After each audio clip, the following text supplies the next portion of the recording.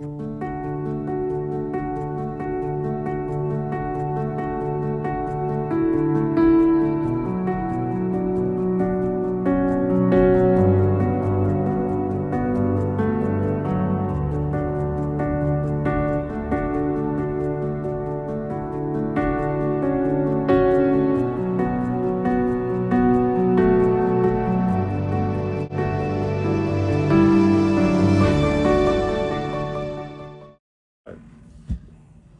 morning.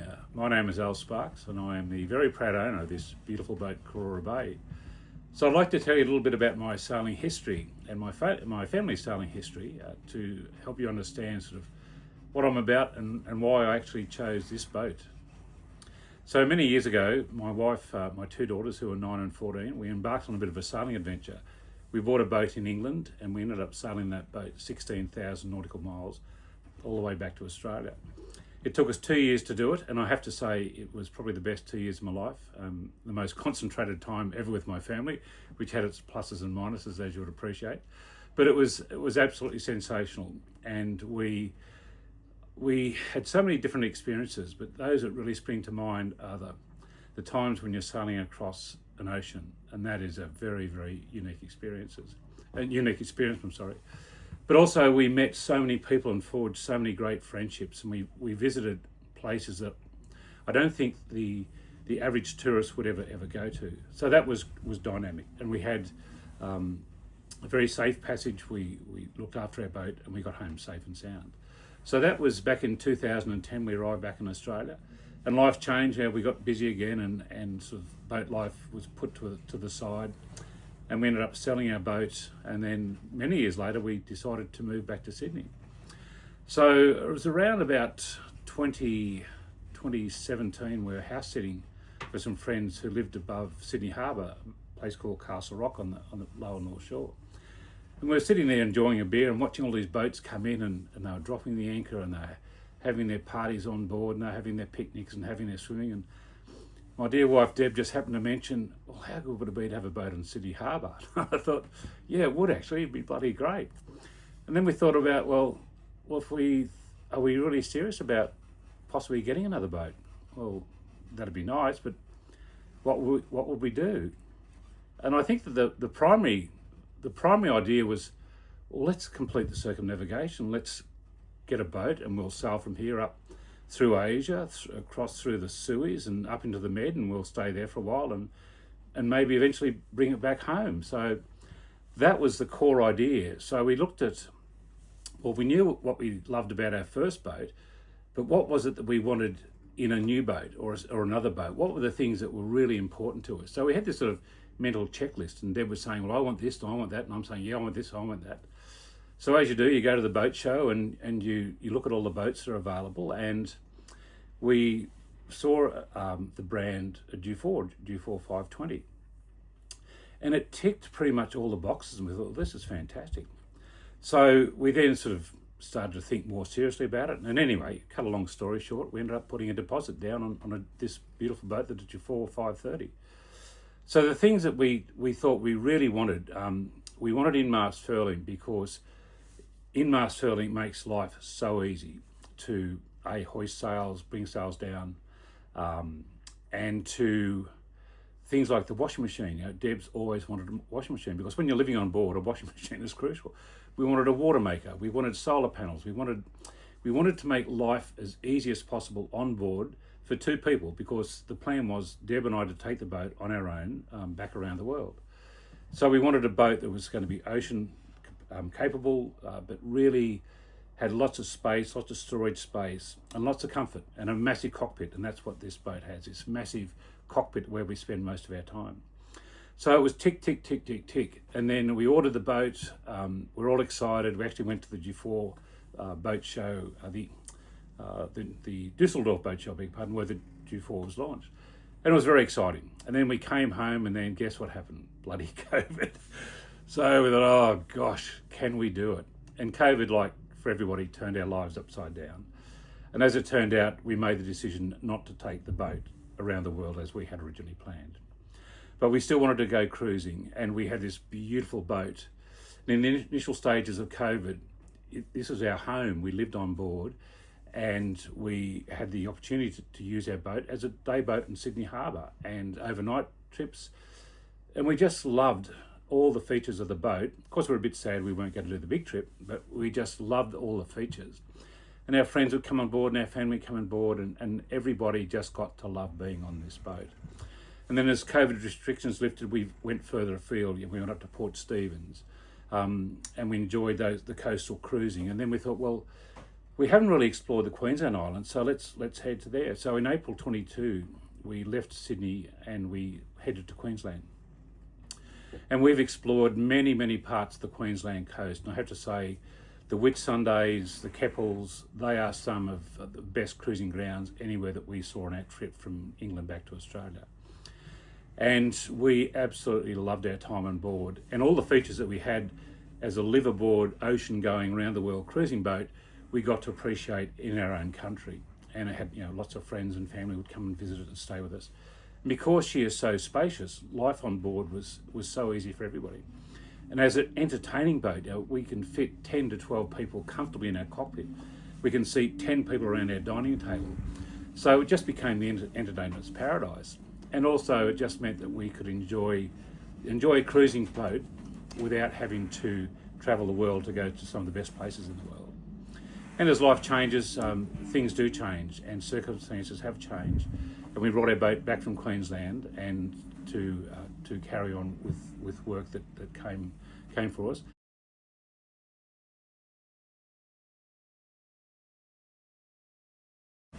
So I think one of the greatest things about having a boat before you get another boat is you learn from it what is it you would change, what is it you would add if you were to be able to get another boat. So when we made the decision to seriously look at getting another boat, we said, okay, what was it that we didn't have on our first boat that we really wanted on our second boat? So there are a number of features, and I'd like to go through those individually. For us, with the plan of taking the boat around the world or complete our circumnavigation, we knew that storage was very, very important because on long passages you need space to store lots of food and equipment and all sorts of things. So first of all, we looked at just basic storage capabilities of the boat. We then wanted to look at, as I said before, with my wife, Deb really wanted to have a washing machine. And I can assure you that washing in big tubs and stomping on them and hand washing for 2 years, you can really realise the importance of having a washing machine. So that was a definite, that had to come aboard. We never had a water maker before, so we thought, well, yes, we want to have the capability of producing as much water as we possibly can with the power that we have available. So then it's like, well, okay, if we want to have a water maker, we've got to have external power sources. So we said, well, we want to go solar. It's a passive system. We believe that we could generate enough power that we could power the boat under normal circumstances and do things like power the water maker and all that. So that was a bit of a hand in hand. So we looked at how do we put solar panels on our boat without having them exposed or a bit of a feature that wasn't very pleasant to look at. So we came up with being able to put them on top of our bimini, so they're discreet, they're effective, they're efficient. And we've got nearly a kilowatt of solar panels on the bimini, and you really can't see them. So that provided our power. Plus, as a backup, we had on our first boat a little Honda 2 kVA generator, and that provided all the power we needed in those times where we didn't have access to external sources of power. So we bought another little Honda 2 kVA as our little backup generator. They're perfectly efficient, and they provide all the power that we needed as a just in case. So then we had to look at things like we bought a 3 kVA inverter charger, which is a magnificent feature to power the boat in 240 volt means if you need it. And it was Victron. We wanted to get the best available on the market at the time, and I'm a great believer in Victron, and it has been so trouble-free. And one of the nice features of the Victron is that we can access, if need be, we can remotely see how the boat's going power-wise. So that's been just a nice comforting feature. And things like the layup of the boat. Well, we wanted 3 cabins because we've got family, we have friends, we wanted space. And one of the things that really caught us when we first saw this Dufour was the galley that is the thwart ships. It's across the boat instead of the traditional U-shape or down one side. This was like a really nice feature because it gives separation. You've got your galley where it's very comfortable, and particularly on passage, you've got good safety features. You've got good areas to brace if need be. But it's just a very comfortable galley that two people can work in very comfortably. And as you can see, it does that separation. So we really like that.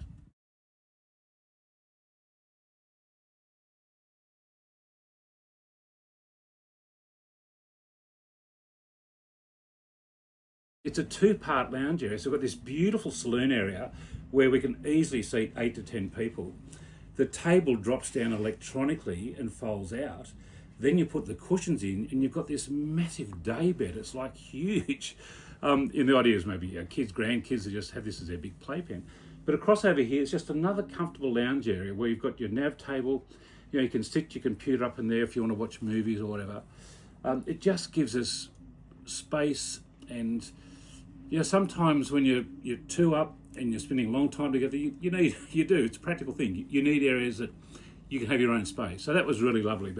But this gave us so much space in this boat, but for practical reasons. And we were very fortunate that when we installed the washing machine, we didn't lose a third bathroom, so to speak. We still retained the shower area, which we turned into our wet weather gear area, and we still retained a third head. We were offered a electric toilet. We never had an electric toilet, and so we took that option. That's an electric toilet in the guest bathroom. So we've got 3 showers, 3 heads, laundry area, galley, 2 separate lounge areas, and then one of the best things I love about this boat is the cockpit. Now the cockpit is massive, and it has a lovely fold-out cockpit table with a refrigerator in the table, so you fill that with food and drinks and whatever. And we bought all the cushions to go with it, so it's the most beautiful, lounging, entertaining, relaxing space you could ever imagine on a boat. So we tended to spend a lot of time up there. Another feature that caught our eye was it actually had a barbecue. Now we never had a barbecue on our first boat, and we thought, a barbecue, but where is it? We can't see it. But the swim platform, which goes down electronically, the rear seats lift up and there's your barbecue and a sink. So you stand there, you're barbecuing your meal for yourself or your friends and your family. You're still engaging with everybody and they're saying, oh wow, look at that, you've got a barbecue there. And it's like your barbecue on water, it's just amazing. And so you're cooking there, you're still involved with everybody, you've got your fridges in the sink, in the cockpit table. Everything is accessible. And of course, a boat of this size, it does come with twin helms. Again, for sailing the boat, it is so easy.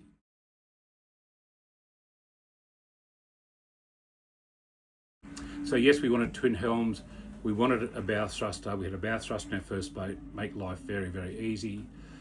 All the navigation equipment is there. We've got twin chart plotters, one on the helm on the starboard side and another at the cockpit table. So all of the things that make your passage making super easy, super safe, it's just right there at your fingertips. And again, the controls. We wanted this boat set up that, yes, we could sail it really comfortably two-handed, but if we wanted to, or if we needed to, it could be sailed safely and efficiently by one person. And I've done that myself. I brought this boat back from the North Coast. I sail it back on my own, perfectly safe and perfectly easy.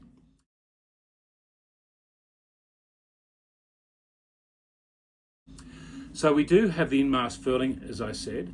All the winches are back with right there at your fingertips. So you don't have to leave the cockpit to do anything. One person can manage this boat on their own completely easily. But with 2 people, it was just an absolute dream. And we have 3 electronic winches, 1 manual winch, again, just makes life so easy. So then we looked at the sail configuration. We had a self-tacking headsail on our first boat, and we thought, yep, we'd like to still have the self-tacking headsail because, again, it's just so easy to make the sail a boat. Some people may argue it's not as efficient as a large Genoa, and I respect that.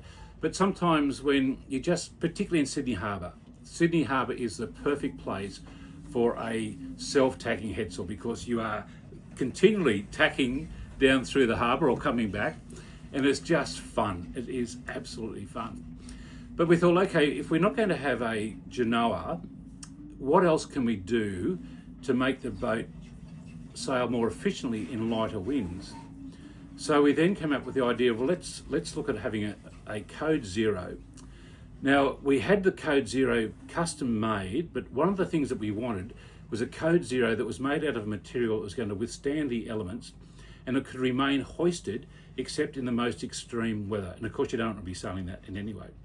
So we had it custom made, and the Code Zero is a magnificent sail that gives us extremely good performance in lighter winds. And we've had it up to wind strengths 15 to 20 knots of true.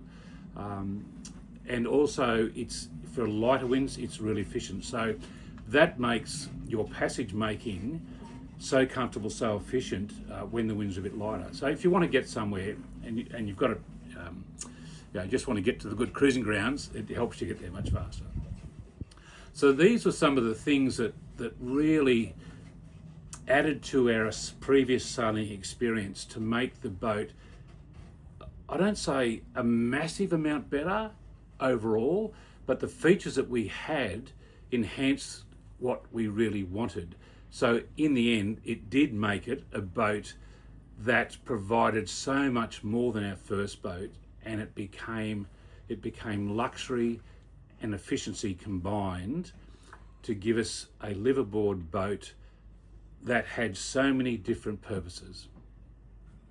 Storage, of course, is very important on a boat, and one of the unique features that was explained to us when we were looking at the boat was, they said, Al, this boat has a wine cellar. And I said, seriously, a wine cellar? Anyway, they lifted up the hatch and there is a wine cellar.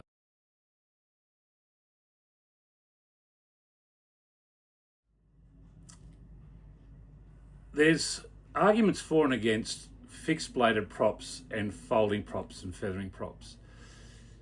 I opted to maintain the fixed bladed prop on this boat. And you may say, well, why did you do that, Al? Well, it's very simple. For me, if I'm going to use the engine of my boat, I want the engine to provide power and grunt, as opposed to the potential loss in boat speed on passage. So the fixed bladed prop is something that I believe was more important for our boat use as opposed to any potential losses in cruising time.